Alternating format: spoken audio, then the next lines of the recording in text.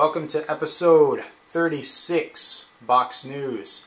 This is for GTA 4, Grand Theft Auto 4, Rockstar Games, probably one of my favorite gaming franchises. The reason why I initially got a PlayStation 2 back in the day was for GTA 3.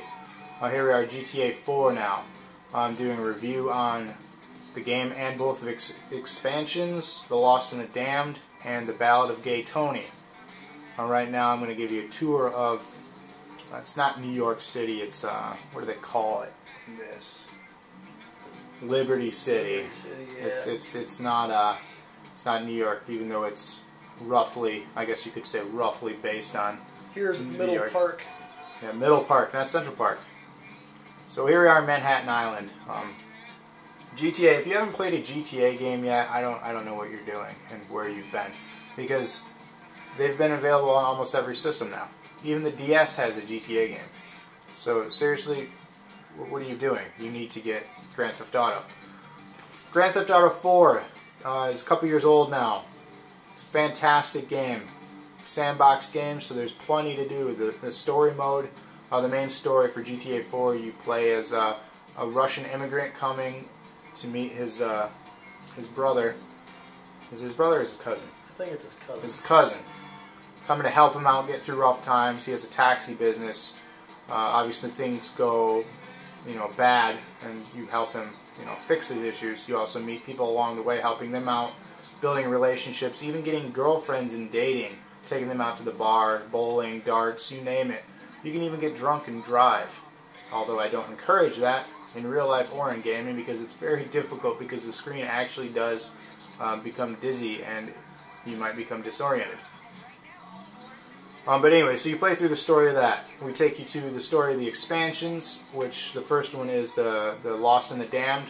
You're a biker gang who's been disrespected by other gangs, and you play through the story of that, trying to keep peace, although that doesn't happen, especially with the way they try to keep it by creating war. It's funny how that works. To have peace, we have war.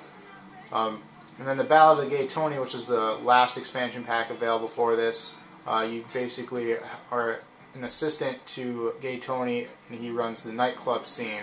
And obviously there's things that go bad with that, and you have to try to fix it. With both expansions, that adds more online content and the ability to do other things with people online. There's free mode, where you just kind of do whatever. You can make cops mad, you can shoot people and just ride around and kill people. There's deathmatch, team deathmatch. There's like 3 or 4 story missions that you can play together, but it's very minimal for online stuff. Some of the side missions, and what are some of the side missions in this game?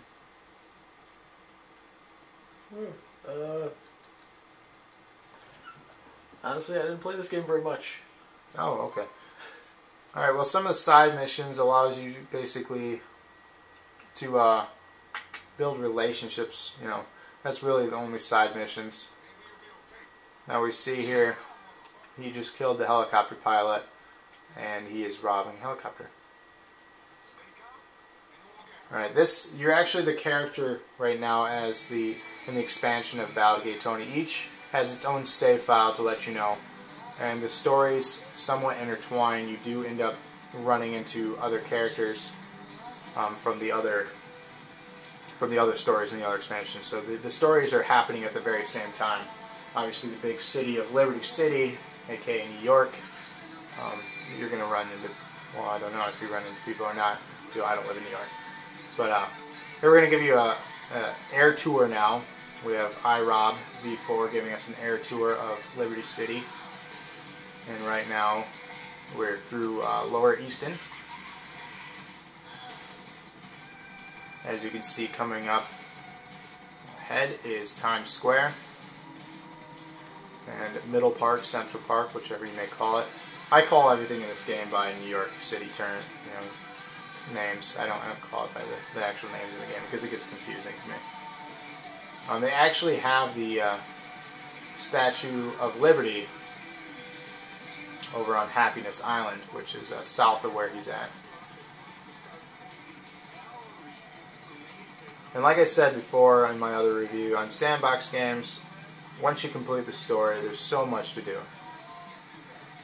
You just ride around exploring. There's pigeons. There's 200 hidden pigeons throughout the city that you have to shoot. And if you actually get them all, I will applaud you, because that's very impressive. And I also must say, do you have a job, a girlfriend, or a life? Your answer will be probably no. Then I'll follow up, do you play World of Warcraft? And you will probably say yes. So, no offense, not a big fan of computer PC gaming, so on and so forth. Tried WoW. Wasn't for me. Anyways, this review is for GTA 4, not WoW. So, will I ever review WoW? Probably not. Now, give me some of your thoughts and your experiences, Rob. I know I've been kind of rolling through this one. Give me your thoughts on GTA from what you did play. You said you didn't play it much, but what did you think? Well, it was fun for me. Honestly, I just started playing something else. For me, it was more fun to just, because you can go online and play with your friends. Like, just basically free roam. That was more fun to me than actually playing the game. Just go around and cause havoc with your friends. But anything else? Like, what didn't you like then? What didn't hook you on this game?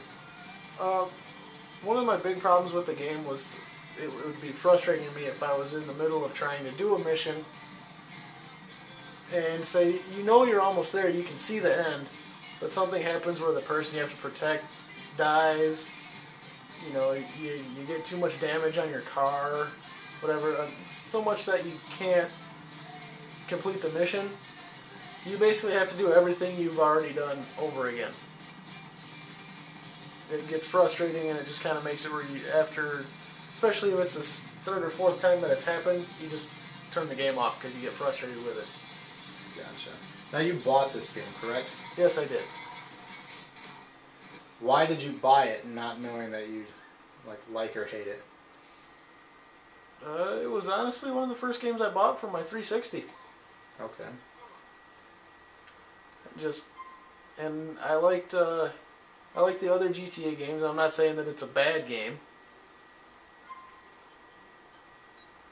What are some of the things you did like though? Because obviously to play a game for as long as you did, I know you liked playing online with friends, but name some of the things you like doing when you play online. Like what are the little things you do? Well, we drive around, just basically cause havoc, like, you know, shoot people. That's pretty it. Just go around and shoot people? You know, you hijack, steal cars. Basic GTA stuff. Okay. Oh. Alright. So pretty much, if you were to give it a review, what would be your review on it? For me personally, I'm thinking around like a 75. Okay, just because you weren't hooked on the story, you weren't really hooked on it. Yeah, I'm sure, and I know people that think it's a great game and love it to death. I'm not one of them. Okay, if I had to grade it, I would give it a low 90. I think it's an almost perfect sandbox game. I have been a fan of the GTA series since PS1. I even got the special version of GTA, which is very rare, the England version, which obviously back then was bird's eye view. So things have changed a lot. I've played every single one, beaten every single one, loved Vice City, loved them all. I'm going to do a review soon on the series, but this one, 4 really was awesome. It fixed a lot of things from the other games that were issues.